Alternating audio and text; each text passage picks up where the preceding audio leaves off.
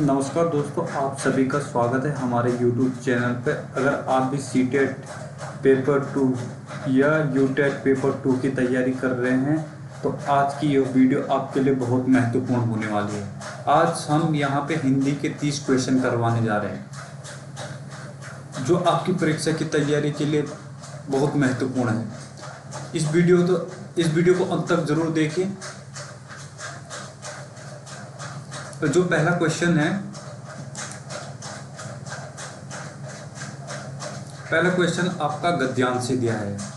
ठीक है, पहला क्वेश्चन आपका गद्यांश से दिया है। आप गद्यांश को ढंग से पढ़ लीजिएगा।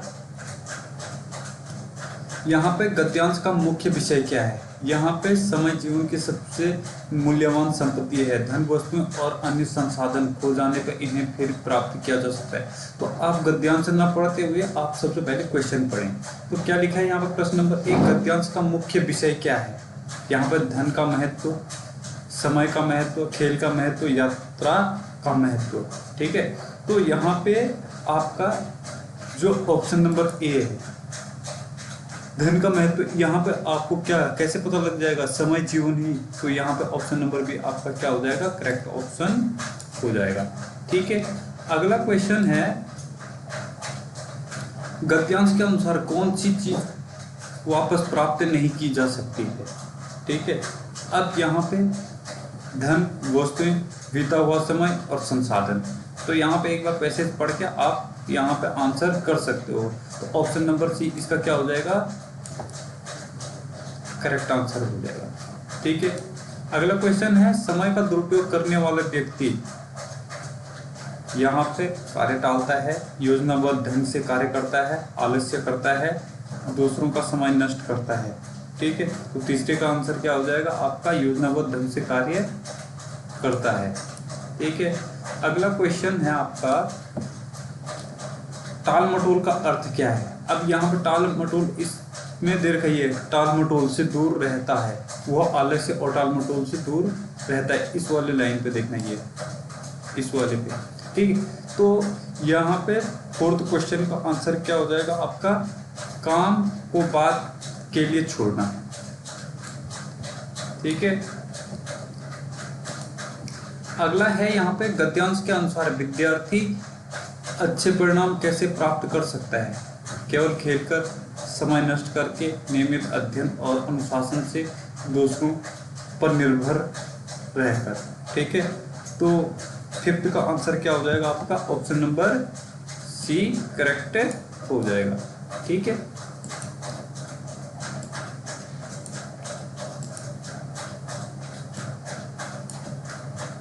अगला क्वेश्चन है आपका 6, पद्यांश का मुख्य भाव है। आलस्य। अब यहाँ पे आपको पद्यांश दिया है, राह कठिन हो, पथ पथ में कांटे, फिर भी आगे बढ़ते जाना, जीवन में जो मुश्किल आए उसे कभी ना घबराना, मेहनत से जो नाता जोड़े वो हर बाधा को हर जाता है, गिरकर फिर जो उठता है वह आगे बढ़ता है, संघर्षों से मिलता अनुभव यही जीवन की सच्ची शान है।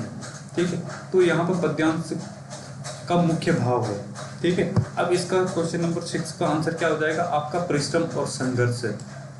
ठीक है, परिश्रम और संघर्ष। अगला क्वेश्चन है, पद में कांटे का भावार्थ क्या है? पद में कांटे का भावार्थ क्या हो जाएगा आपका? 7 का जीवन की कठिनाई।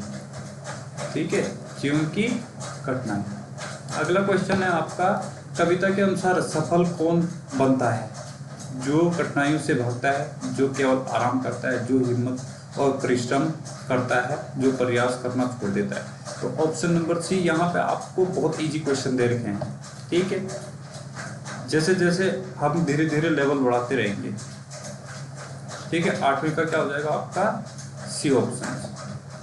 ठीक है, अगला क्वेश्चन है, गिरकर भी जो उठता है का अर्थ है असफल होकर प्रयास छोड़ देता है, असफलता के बाद पुनः प्रयास करना, दूसरों की सहायता लेना, केवल आराम करना। तो 8वीं का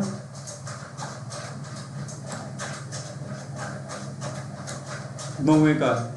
ठीक है, ये क्या होगा? 9वें का आपका बी, असफलता के बाद पुनः प्रयास करना। ठीक है, अगला क्वेश्चन है पद्यांश में हमें क्या शिक्षा मिलती है।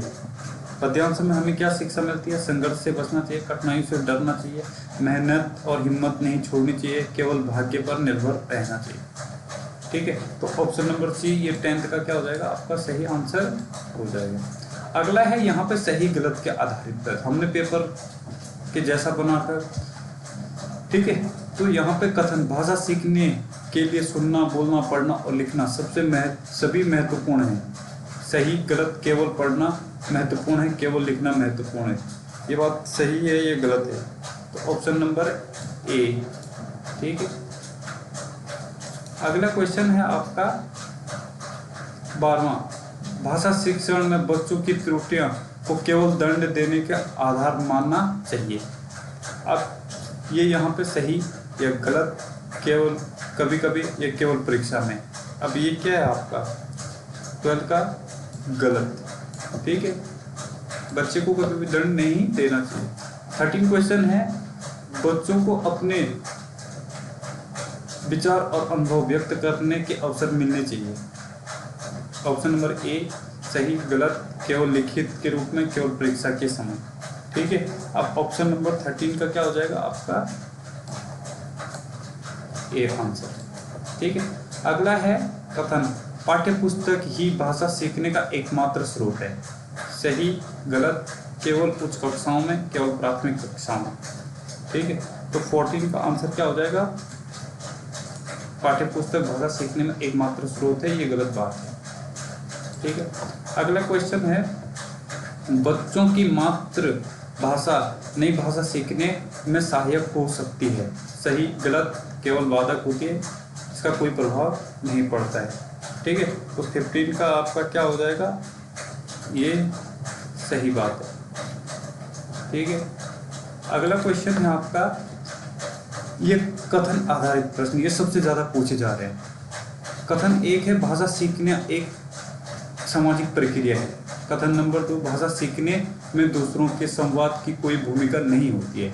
ठीक है, तो ऑप्शन नंबर आप यहाँ पर चेक कर सकते हो, केवल कथन नंबर 1 ये ऑप्शन दोनों सही या दोनों गलत। ठीक है, तो यहाँ पे आपका क्या हो जाएगा? 16 नंबर का क्वेश्चन है। 16 में आपका क्या हो जाएगा? केवल एक कथन सही है। ठीक है, अगला क्वेश्चन है 17 वाला क्वेश्चन, बच्चों की त्रुटियां सीखने के स्तर को समझने में सहायता करती है। और कथन भी है प्रत्येक त्रुटि पर बच्चे को दंड देना चाहिए। तो इसमें क्या हो जाएगा आपका 17 में एक केवल कथन नंबर 1। अगला क्वेश्चन है 18 वाला। 18 में क्या दे रखा है? समूह कार्य भाषा शिक्षण में उपयोगी हो सकता है। और कथन भी समूह कार्य बच्चों के संवाद करने में अवसर करता है। तो इसमें भी ऑप्शन ये 18 में भी ये ए ऑप्शन है। ठीक है, दोनों सही है। 19 में कविता एक से अधिक व्याख्याएं हो सकती है। शिक्षक केवल एक निश्चित व्याख्या ही स्वीकार करनी चाहिए। ठीक है, तो यहाँ पे 19 का आपका क्या हो जाएगा? ए। ठीक है, अगला क्वेश्चन है आपका 20। यहाँ पे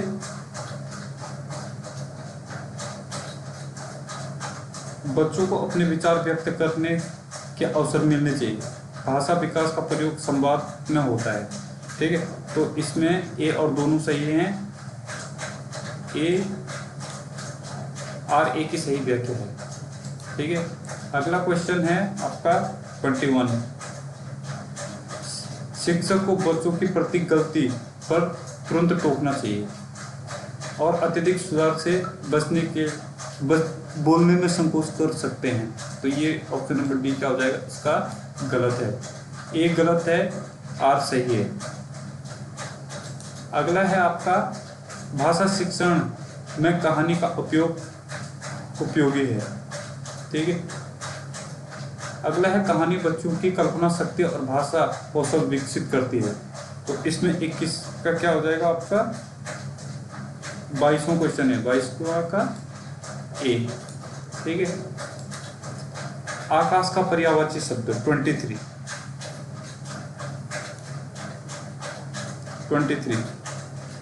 में आकाश का पर्यायवाची शब्द, आकाश का पर्यायवाची शब्द क्या हो जाएगा आपका गगन। ठीक है। अगला अंधकार का विलोम शब्द, अब अंधकार का विलोम शब्द क्या हो जाएगा आपका प्रकाश। ठीक है। नीलकमल में कौन सा समास है, नीलकमल में कौन सा समास है, तो यहाँ पर कर्मधारय समास। ठीक है। आंखों का तारा मुहावरे का अर्थ है, तो 26 का क्या हो जाएगा आपका डी। ठीक है। अगला है श्रवण कौशल विकसित करने के लिए सबसे उपयुक्त गतिविधि है कहानी सुनकर प्रश्न का उत्तर देना, शब्दों को बार बार लिखना, केवल व्याकरण पढ़ना, पाठ याद करना। ठीक है। तो 27 का क्या हो जाएगा आपका ए। ठीक है। 28 है बहुभाषी कक्षा में शिक्षक को केवल भाषा की अनुमति देनी चाहिए, बच्चों की भाषाई विविधता का उपयोग करना चाहिए, दूसरी भाषा बोलने पर दंड देना चाहिए, बच्चों को बोलने नहीं देना चाहिए। ठीक है। तो 28 का आपका क्या हो जाएगा बी ऑप्शन, बच्चों को भाषाई विविधता का उपयोग करना चाहिए। 29 है आपका भाषा शिक्षण में बच्चों की त्रुटियों को शिक्षक को दंड के आधार पर मानना चाहिए, सीखने के अवसर के रूप में देखना चाहिए, हमेशा अनदेखा करना चाहिए, केवल परीक्षा में देखना चाहिए। ठीक है। तो 29 का आपका क्या हो जाएगा बी ऑप्शन, सीखने के अवसर के रूप में देखना चाहिए। ठीक है। और लास्ट क्वेश्चन है आपका भाषा शिक्षण का मुख्य उद्देश्य है केवल व्याकरण के नियम रटाना, केवल परीक्षा में अच्छे अंक लाना, प्रभावी संप्रेषण क्षमता विकसित करना, केवल लिखना और सिखाना। ठीक है। तो यहाँ पे प्रभावी संप्रेषण क्षमता विकसित करना, ये सही आपका ऑप्शन हो जाएगा।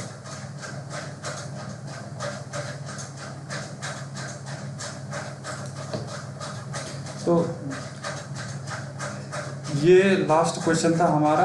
इस क्वेश्चन के बाद अगर आपको हमारी वीडियो अच्छी लग रही हो तो कृपया ज़रूर हमारे चैनल को ज़रूर सब्सक्राइब करें और ज़रूर शेयर करें, ताकि इससे थोड़ा सा, ये काफ़ी इजी क्वेश्चन थे, इससे हार्ड क्वेश्चन लाते रहूँगा मैं।